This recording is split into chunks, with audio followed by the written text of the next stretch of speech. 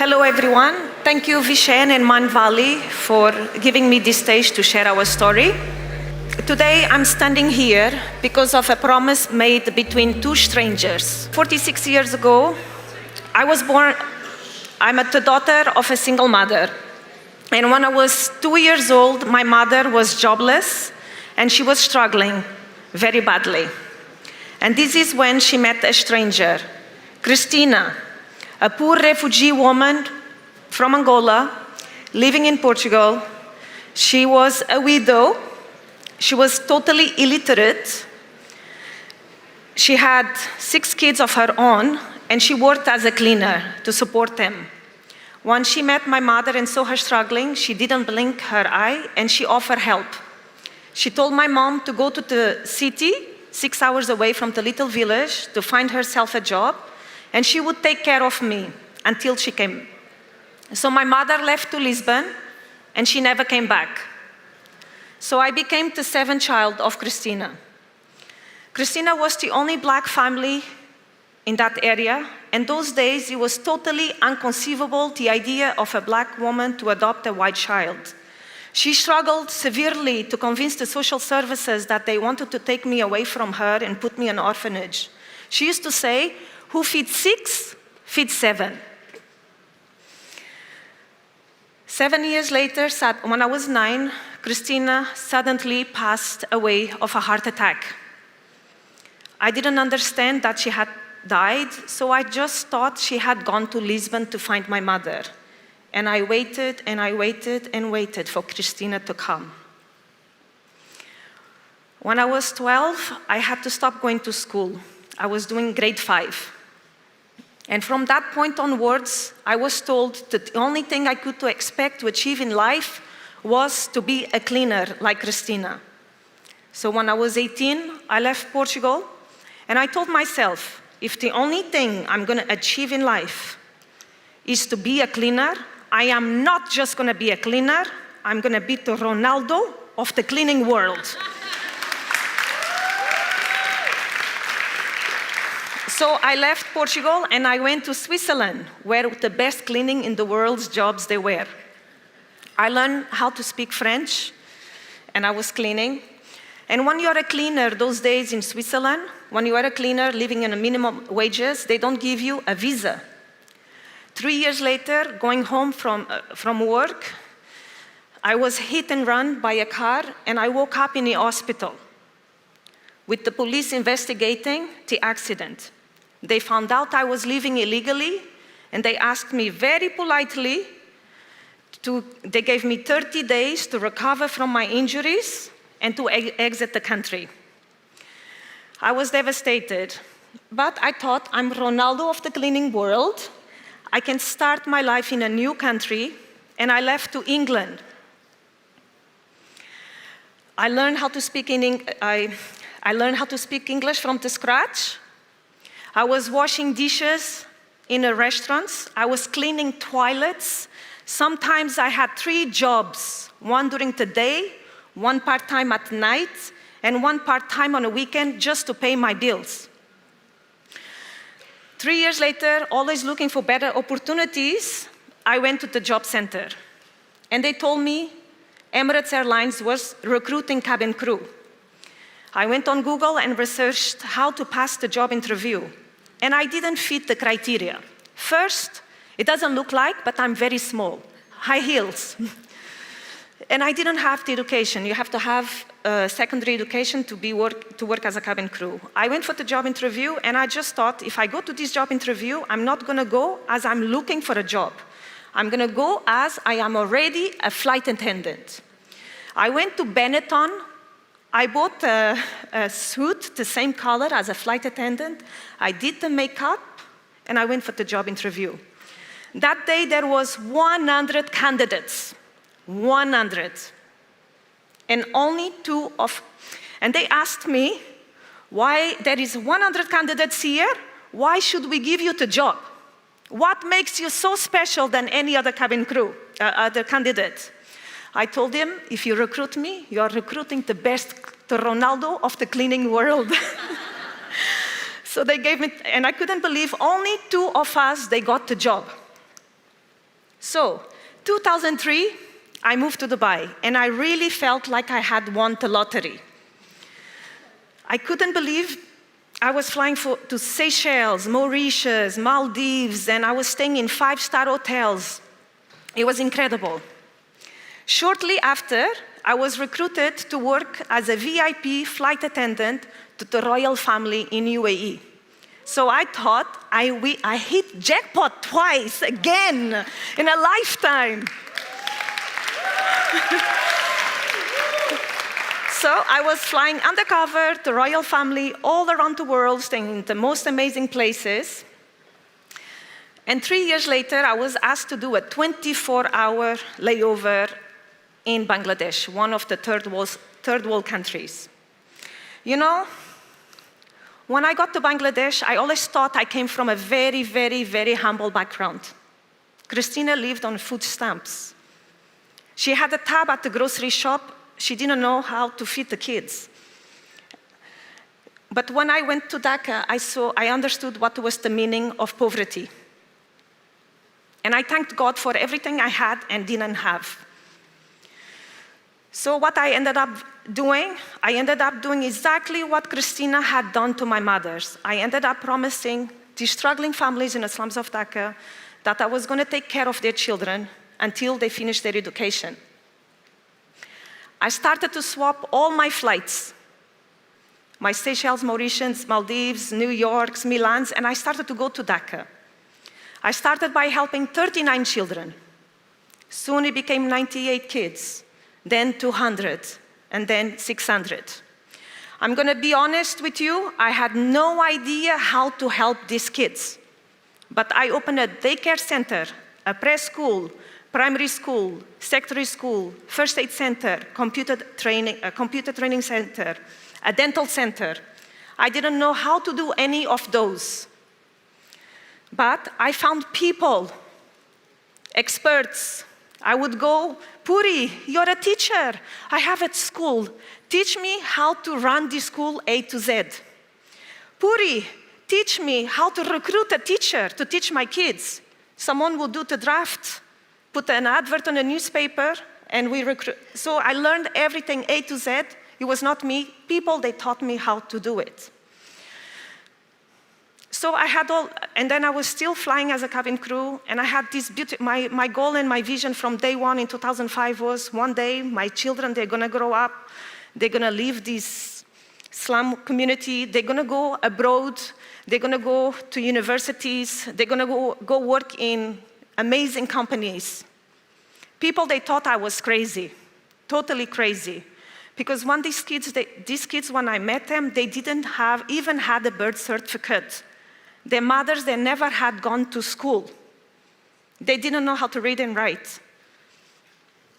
People, they thought I was being cruel to give hope, to tell these kids from the slums of Bangladesh, to teach that one day they would come out of the slums. It was not done. But I believed in my vision.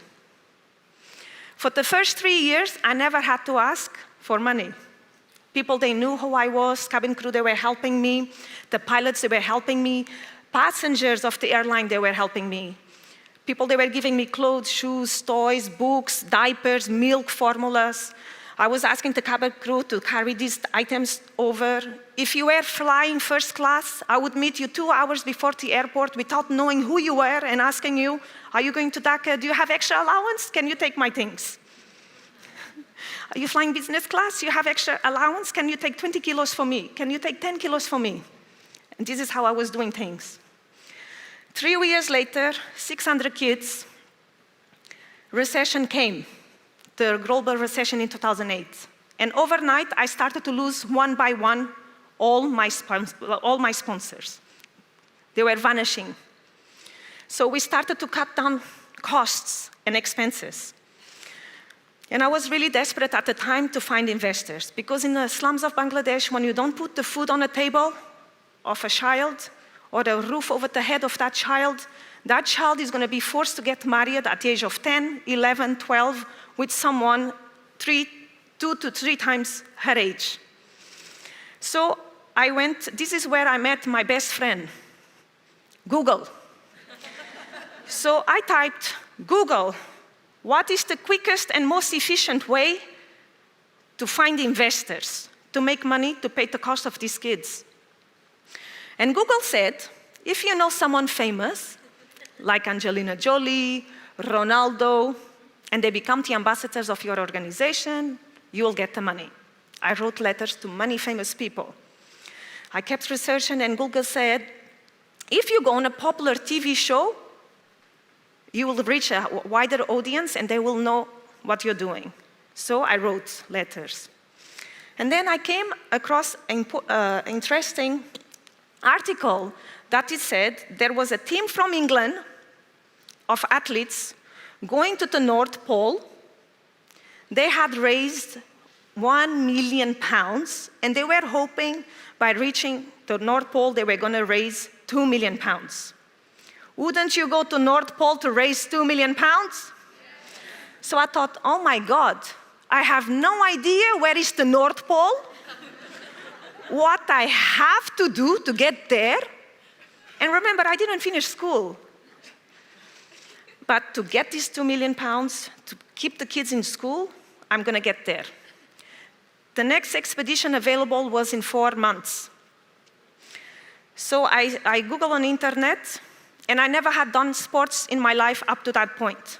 Unless you consider going from the galley to the cabin, asking you, would you like chicken?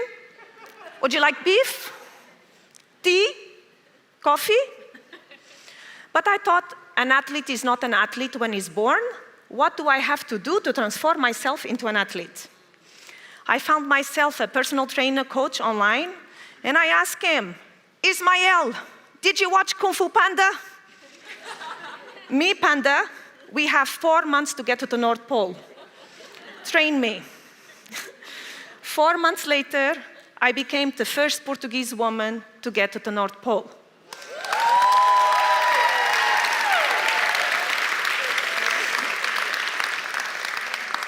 There was no £1 million. There was no £1 million. However, I was asked to do a speaking event in a graduation party in a school, and I was offered a scholarship for 5 students from Bangladesh to come to Dubai, all expenses paid until they finished their education. So that completely changed the life of that 5 kids. But remember, I still have 595 in Dhaka. Angelina Jolie still didn't answer. Ronaldo moved to a new club. Oprah, Ellen didn't respond. I went back to Google. Google, what can I do to get the money? And Google said, did you know the first Jordanian man that climbed the Everest, he raised $4.8 million? So I thought, if the only thing I have to do to get to the North Pole, to get to the Everest, to get the money to keep the kids in school. And remember, at that stage, we were sinking. We were like Titanic with holes, and we were sinking.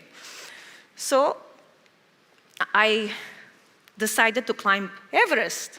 And I couldn't believe in 2012, no Portuguese woman had climbed Everest. So I thought, this is going to be huge. I'm going to make so much money. So I signed up for an expedition to the Everest. I found myself, I just thought, what does a climber has to do to become a climber? He has a trainer. I found Satya Bratadam, 35 years of experience in climbing. And Satya had a dream. I told him about the Kung Fu story, but he watched $1 Million Babe. His dream was to find the most incapable, man or female, and coach that person and transform her or him into a world-class climber and put it at the top of Everest and back down. So when I got my email, it was, dream come true. Satya told me, in 2 years, I can transform you into a world-class climber, mountaineer. I told him, Satya, the children of Dhaka, they cannot wait 2 years. It's too late. This has to be done in 1 year. We are sinking and fast. We started potentially one of the hardest years of my life. I was training 6 hours a day. I was going on on a beach, pulling tires with 30 kilos backpack. I was climbing the tallest towers in Dubai, 4 hours with 30 kilos, up and down, up and down. Meanwhile, I had so many financial problems in Dhaka. And I made an announcement that I was going to climb Everest. What do you think it was the reaction of Portugal? Up to that point, only 2 Portuguese citizens, they had climbed Everest. If I made it, I would be the first Portuguese woman. What do you think it was the reaction of Portugal?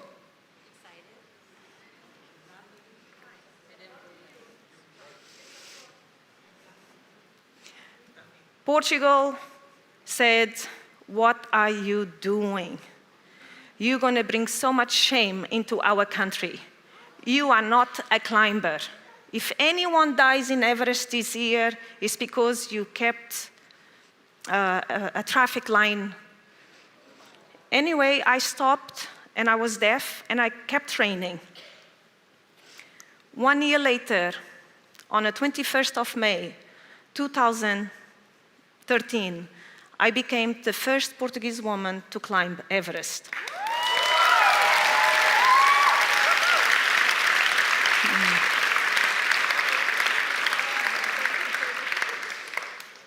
All I could think was, when I was at the summit, was all the things I was gonna do with my $1 million.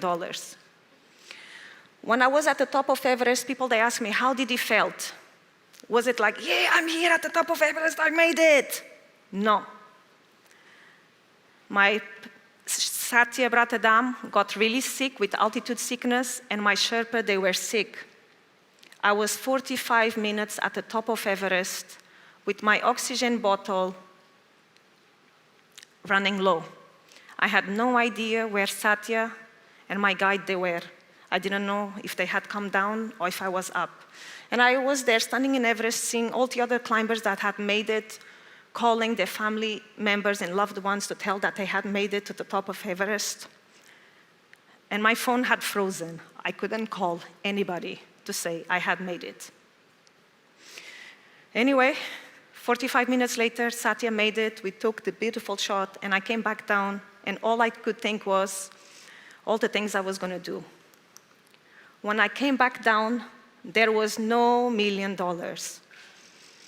After all, there was nothing, not even publicity. After all, in a world saturated of news, becoming the first Portuguese woman was nothing. What happened? We had to send 600 kids back to the streets. The parents of the kids, they were working in our organizations, they became unemployed. Very shortly after, I lost my job. And when you live in Dubai, like me, I lost my residence visa. And I thought I'm pretty much gonna become homeless. I contacted the ex-boyfriend I had not spoken to in 5 years, and I asked him to help me paying the rent and put food on the table. And I started to wonder, where did I go wrong? All these people, they are raising the money, and I didn't. So I just thought, maybe I'm destined to do better things. So I went back to Google, and I Googled, how can I get the money? And Google said, marathons was someone actually told me, why don't you do something that appeals to the whole world? If you want to raise that amount of money, you have to do something that gets the attention of the whole world. So I started running marathons, okay? Someone suggested, why don't you run 7 marathons in 7 continents in the shortest time possible? So I contacted Nike, and I told them, I want to start running marathons, and I want to do 7 marathons in 7 continents in the shortest time possible. Nike started training me, and 3 weeks later, they dropped me. See, Panda, everyone says when you climb Everest, you come back 10 kilos lighter. I came back 10 kilos heavier. So when I started training, I was registering in races in Dubai. I was going to do 5K, 10K, and I was always the last one to reach the finish line. Sometimes there was not even finish line. But then I started to say, okay, today I'm gonna run one kilometer. Then I'm gonna run 2K. I'm gonna walk, jog. Then my goal was I'm gonna be the second last. And then I started to think, okay, I'm so slow. Just think there is a lion or a crocodile behind you. But to cut short, 1 year later, I not only finished 7 marathons in the 7 continents, I broke 2 Guinness World Records.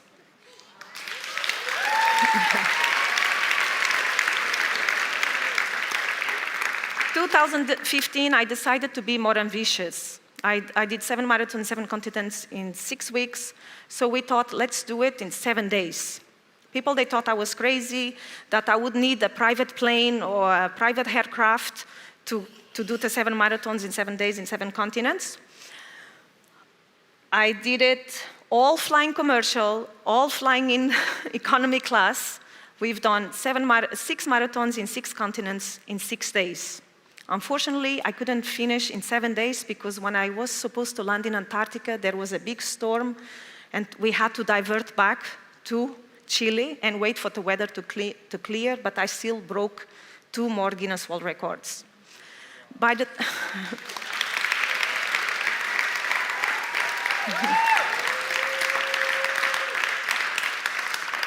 What do you think was the reaction of the press? I contacted the press to tell them I had broken another 2 Guinness World Records. They told me, marathons, even a 75-year-old can run a marathon. What is so special? So they didn't write about the story. Can you do something new? Can you try something new?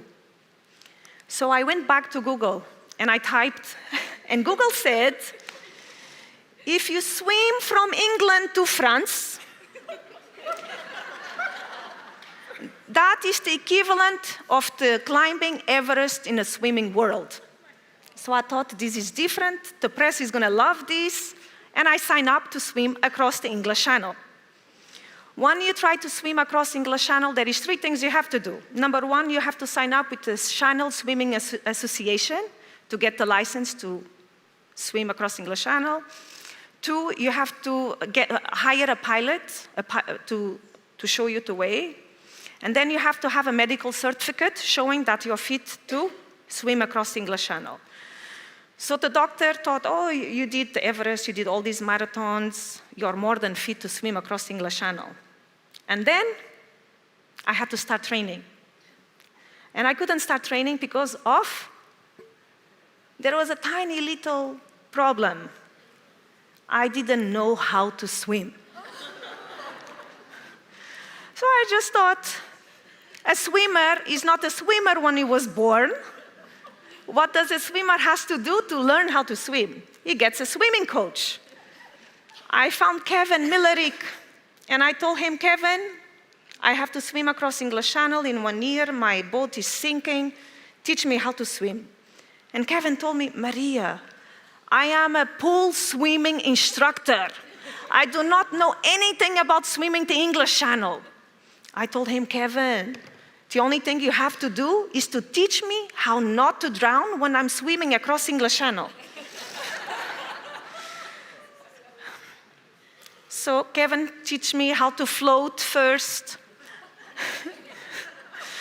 how to do my first 25 meters. The 25 meters became 50 meters, 75 meters, 1 kilometer, 2 kilometers, and swimming the English Channel is 34 kilometers.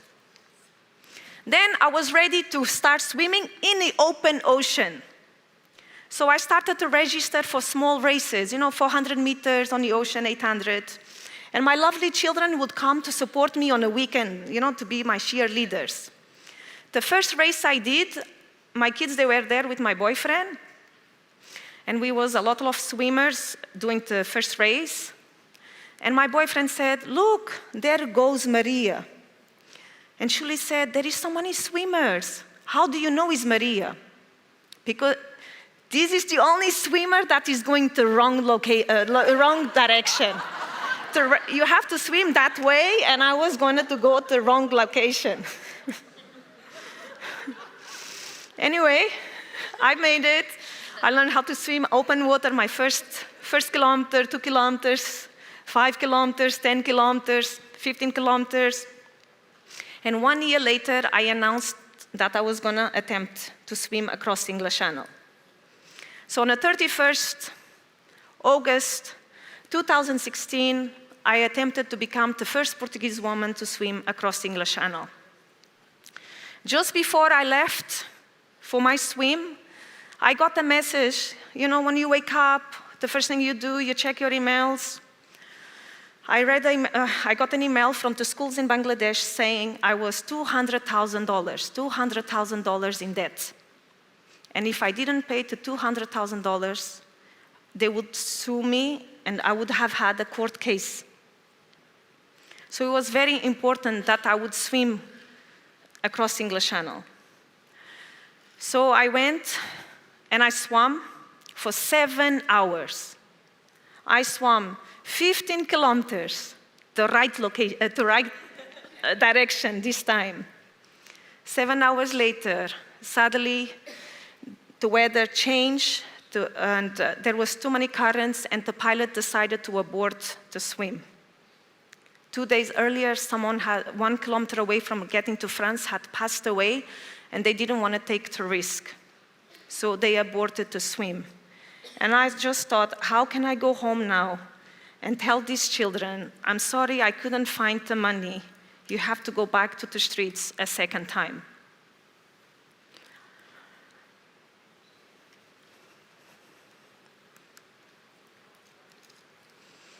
I cried like I had lost everything. Then I just thought, you know, I have to roll up the sleeves. I have a court case coming against me. I have to find a new solution. So I went to the internet, and I couldn't believe that morning on my social media, I had only 500 followers, 500. And those 7 hours that I was swimming for 15 kilometers, I had 12,000 followers. 12,000 in 7 hours. And these followers, these people, they were sending messages to my boyfriend at the boat and saying, please tell her to stop how to swim. I'm gonna give her the money she needs, but tell her to stop swimming. Okay. So these 12,000 people, they paid my debts actually. Finally, for the first time,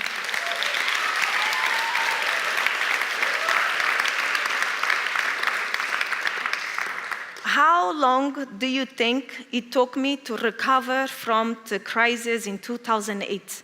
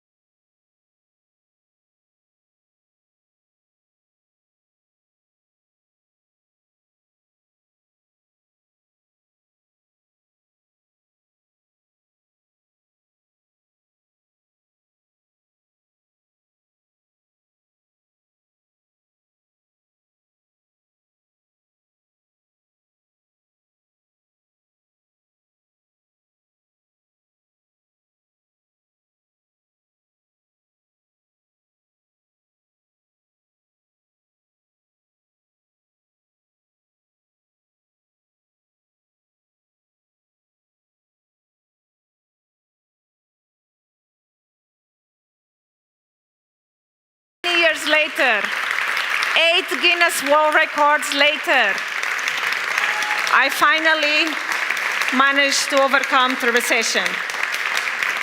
I transformed myself into an athlete. I broke 2 Guinness World Records in 2017 by doing Ironmans. around the 6 continents in the shortest time possible. Then in 2018, I still didn't have made the money, so the journalists, they told me I had to do something different. So I was attempting to become the first Portuguese woman to climb the 7 summits, the 7 highest mountains around the 7 continents. And on the process, I was doing my number 6. And unfortunately, on the way down, I fell off. On the way down, coming down, I fell off the mountain and I got injured. And the doctors told me this was it. My career as an athlete was over. And now the only thing I had was this body. How, if I couldn't be an athlete, I couldn't put food on the table, I couldn't put the roof over the head of the kids. So I told the doctor, don't tell me what I cannot do, tell me what I can do with this injury. So, after a long time, we did a lot of physio, we went to do the surgery. I did a knee surgery in 2020. The doctor told me I would never be able to run again. I could swim, I could cycle, but I could not run ever again. However, I did the knee surgery. I stayed 6 weeks in a bed, unable to walk. My children, they were taking me out of bed every morning. They were giving me shower, helping me getting ready. I learned how to walk again, and then I signed up to do an Ironman again, and I wanted to break a Guinness World Record. And the doctor said, but you cannot run. I said, doctor, don't worry. I will walk so fast, like I have a lion, a leopard, a crocodile, a shark running after me. So last year, I managed to break another Guinness World Record, my number 9.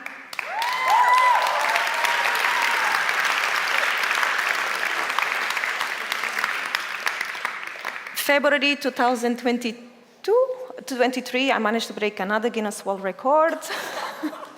I'm currently training for my number 11 Guinness World Record, and I'm training as well to become the first Portuguese woman to climb K2.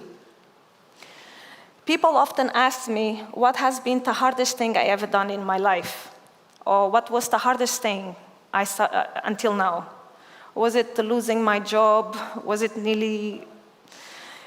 the North Pole? Was it the South Pole? Was it the marathons? Was the freaking cold English Channel? Was it the freaking cold South Pole, the Antarctica? The hardest thing I ever done in my life has been honoring a promise I made to 100 mothers and families in Bangladesh, that I was going to take them out of poverty. I never expected that helping someone would be so difficult in life. And it's only now, 18 years later, that I started to see results of my work. The children, they are no longer children. They're young adults. The children that they used to say they were going to be baby-making factories, or they were going to work in garments, or they're going to be housewives. They are now in Europe, going to universities. Some of them, they are finishing their universities. Remember the kids, they were at the North Pole, they finished their master's degree. I have taken out of the slums of Dhaka 122 kids. I brought them to Dubai, where I work, where I live. 34 of them became the first generation students. Ladies and gentlemen, please welcome on stage.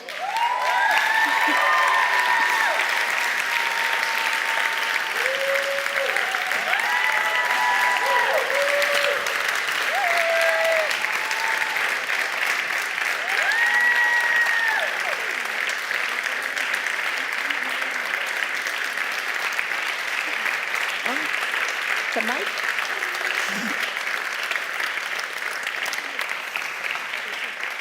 And this is our butterflies. I think they would like to say a word.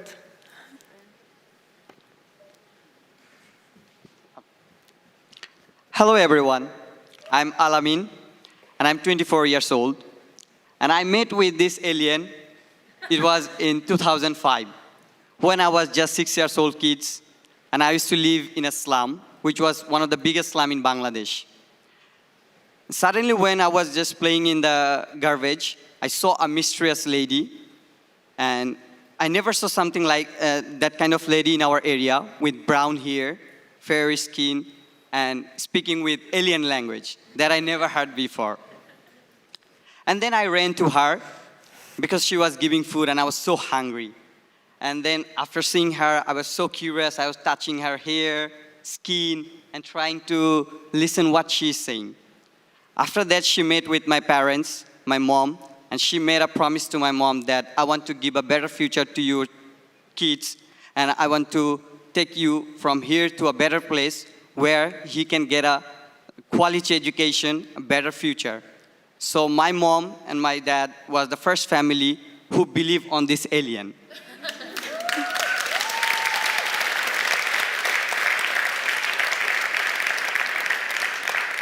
And then we moved from to a slum to a better place. And then she admitted me in her school, giving food and everything that we need that time.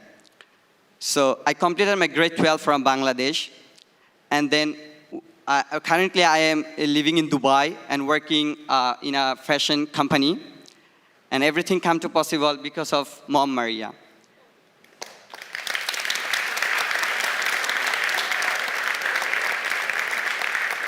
And thank you so much, my alien, for transforming me from a poor slum kid to a smart, ambitious, and handsome man too.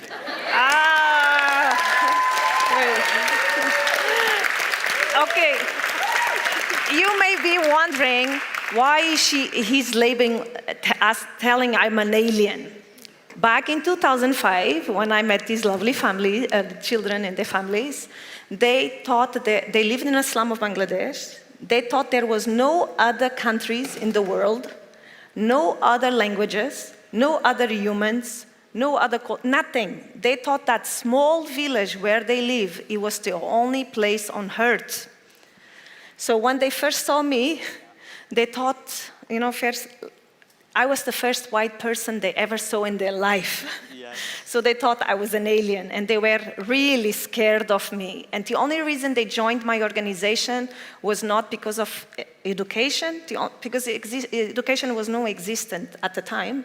It was only because they were hungry, and I was giving them food, breakfast, lunch, and dinner. Yeah. Anyone? Hello, everyone. I'm Aklima. Currently, I'm doing my bachelor in chemical engineering in Portugal. In 2006, my father got separated from us, and I saw my single mom suffering with 4 kids. And then in 2007, we met her, blessing for us. And she gave us all the basic needs we need, and education, the most important thing. And with her help, I managed to complete my 12th grade, and also my siblings, my 2 sisters and 1 brother. And in 2020, I went to Dubai with her help. And then I got internship in Chanel, luxurious fashion brand. And working in Chanel, I managed to get my visa for Portugal, and I went to Europe. I went in Portugal, and I'm studying. Currently, I'm working, I'm studying, and helping my families. All I'm doing only because of her.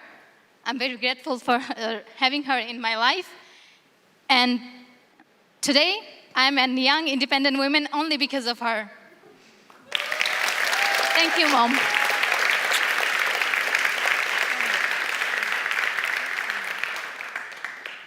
Hello, everyone. Tere. I am Chadni.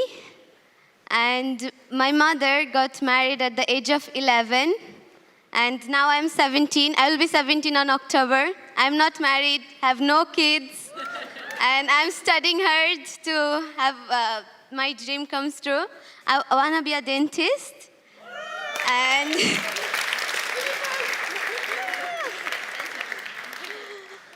I have an elder sister. She was the first one to joining her project, and I was the second one. She's my younger sister. And my elder sister is doing her university in Europe, in Portugal, in her home country. And my mother, who didn't know how to read and write, she is working in Dubai in a good company. And me and my sister is studying in Dubai. Thank you so much, Mom. We are so grateful for your help.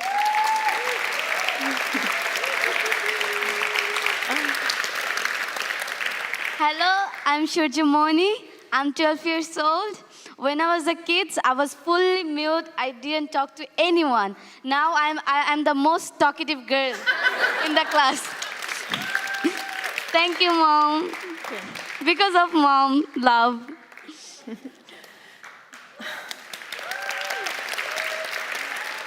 Sorry. So in 2005, I went to the slums of Dhaka, and I made these children and their impoverished families, I was going to change their life. But it has been them that they completely changed my life these last 18 years. I would have never been here. I was a bit like Shurjamuni. I'm an incredibly introvert. Today, I promised them to change their life, but it's them there who completely changed my life. I would not be here standing in this stage without the help of my volunteers who taught me how to do things. I would like to call on stage Victoria and Catherine.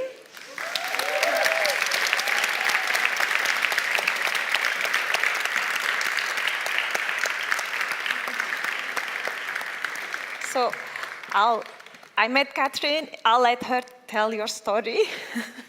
Oh, hello. I'm actually Estonian, so tere. I lived in Dubai, met Maria. I was looking for a job, actually, and coming from this, the world of NGOs and fundraising, I thought that she really needed some help.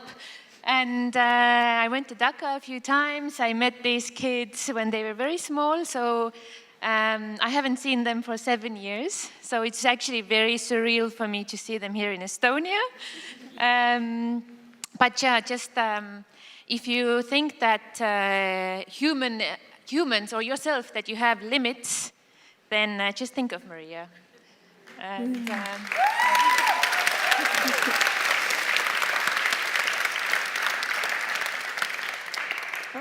Well, if you don't have goosebumps or have teared up during the presentation, you're not human. Sorry. I cry every time, and I've heard it quite a few times. But these kids are amazing. Well, Maria is 24/7. She hasn't had a break for 18 years. We all have holidays. We all take me time. She works 24 hours a day. She can be sending you a message at 2 o'clock in the morning. You know that. She can be panicking on a Sunday because a visa got rejected. It's non-stop. It's having 600 kids. We all have 1, 2, 3. She has 10 here, 12 now. But she has 17 in Dubai, 122 going around the world, 600 to take care of. Can you imagine that? It's crazy. So she has not had a break. She relies on people like you, like us, to have a break, to get funds. She can get funds today, but this is at $1 million business with no income. It's only expenses. So it really depends on you, people like you, to get this going. And she's done all this crazy stuff. Everything she's done is just for them. There's no ego. There's nothing related to her. It's just for them. This is purpose with capital letters. So she depends on us to do everything. So I'm just asking you from here because she would never, never ask. She's so humble, she would never say a word saying, please help me. She will do these crazy things, but she would not ask. So I'm going to ask, because I do have that ability that she wouldn't do it. Please help her. In any way or manner, with your skills, with your contact, with whatever you have. Some of us, we're not rich, but we have our time, we have our skills, we have our ability to do whatever we can do. Whether it's fixing a web page, whether it's contacting her with somebody, any help is a big step for us. So please, this is the web page of Maria Conceicao, where you have some part of it. And if you pass that one, that is just given. There is a crowdfunding platform. So if you want to add even €1, if each of you give €1 only, we could just buy a ticket for someone to come to Dubai, just with €1. So if you multiply that, imagine what we can do. So anything you can think of, you can come to us and also, offer your help. Whatever ideas, we're always welcome to any ideas. So thank you so much for being here, for listening to this beautiful story, and for having these kids here. And please talk to them, talk to us. We're always happy to hear from you. Thank you, ladies and gentlemen, for listening to our crazy story.